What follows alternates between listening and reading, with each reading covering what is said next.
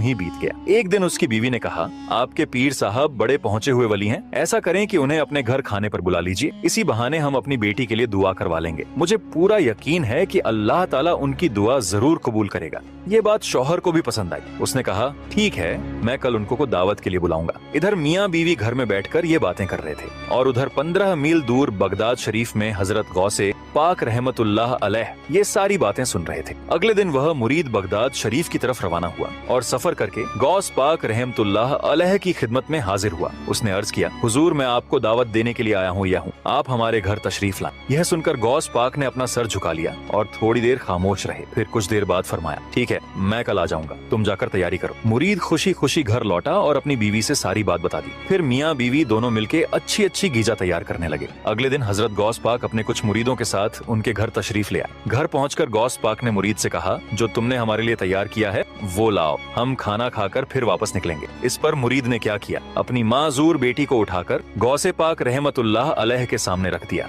जब आपने उसे देखा तो पूछा, यह क्या है? मुरीद ने बहुत आजी के साथ कहा, हुजूर, ये मेरी बेटी है जो जन्म से ही माजूर है, आप या तो इसके लिए दुआ कर दें कि यह ठीक हो जाए या फिर ये मर जाए। यह सुनकर गौसे पाक रहमतुल्लाह अलैह अल्लाह की बारगाह में दुआ की। फिर आपने उस बच्ची से कहा, कुंबी जनिल्लाह, यानी अल्लाह के हुक्म से उठ जा। इतना कहना था कि वह बच्ची तुरंत खड़ी हो गई। मियाँ बीवी दोनों अपने बच्ची को चलता फिरता देखकर बहुत खुश हुए। फिर मुरीद ने कहा, हुजूर, एक बात बताइए, जब मैं आपको दावत देने गया था तो आपने थोड़ी देर खामोशी अख्तियार की थी, उसका राज क्या राज था? इस पर गौसे आजम रहमतुल्लाह अलैह मुस्कुराते हुए फरमाए, जब तुम दोनों अपने घर में बैठकर मुझे बुलाने की बातें कर रहे थे तो मैं यहाँ बगदाद में बैठकर वो सारी बातें सुन रहा था और मुझे ये भी पता था कि तुम मुझे किस मकसद से मुझे बुलाना चाहते हो। इसीलिए मैंने अल्लाह की बारगाह में खामोश होकर अर्ज की, या अल्लाह, अगर तूने इस बच्ची की शिफा मेरे हाथों में रखी है तो मैं इसकी दावत कबूल करूंगा, और अगर नहीं रखी तो मैं इनकार कर दूंगा। तब अल्लाह ताला ने फरमाया, बेशक मैं हर चीज पर कादिर हूँ और तू मेरा अब्दुल कादिर है। सुभान अल्लाह। दोस्तों, अगर आप भी गौसे आजम के सच्चे दीवाने हैं और ये वाकया आपके दिलों को छू गई तो दिल से लिखिए सुभान अल्लाह और लाइक सब्सक्राइब जरूर करें।